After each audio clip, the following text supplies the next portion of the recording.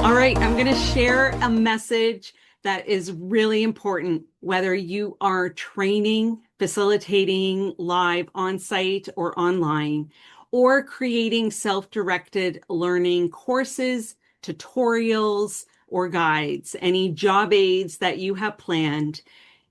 I'm going to give you some tips that are really important to help with accessibility and being inclusive and considering if the variety of people that are going to be using your training resources.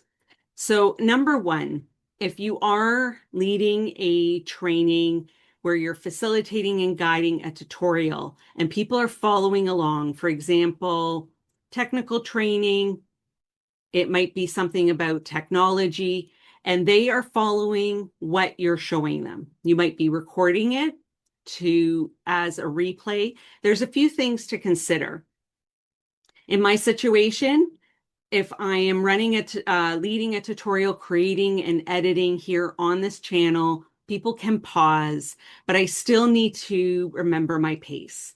And when you're live, make sure that you have the pulse of your learners, your participants, because if they're following you, they might be watching, they might be taking notes.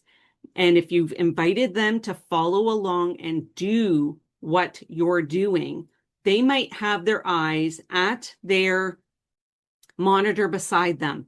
So they're following what you're doing, plus they're trying to click away and follow along. So it's really important for any transcript, for the closed captions, for watching the replay, or for the person that's listening, but maybe not having their eyes on what you've clicked, to never say, click here, because where is here?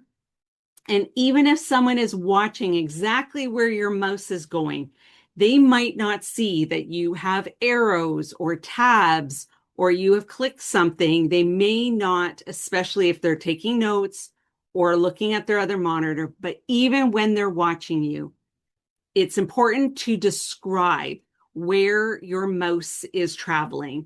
So you might say the top right or the second tab in and what it's called, whatever the words are. It might be address, phone number, whatever those labels are, to describe where on the page and what it is. And if you, in a verbal way, share step by step by step, that is going to help your transcript. It's going to help your step-by-step guide. If you're using a tool to follow along, it will help everybody, and it will help screen readers if someone is not visual. Someone might be turning on their screen reader because of a variety of different reasons.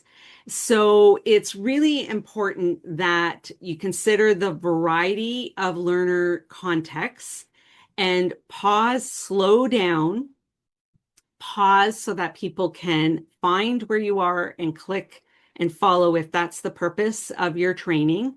And for your guides, also step by step to describe each step. And then this will help also with alt text for any images that you might be having a screenshot, to identify what's the purpose of that screenshot, the why, the where, the how, and when to take these different actions. So that is very helpful to all of your learners if you keep that in mind for all of your training contexts, to describe each step in detail.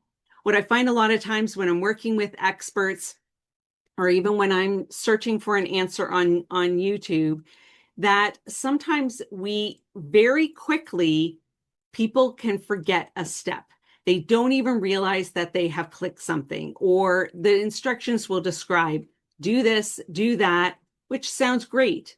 And without images, without circling something, and especially without saying, Where is that thing? How do I find that first step is really important.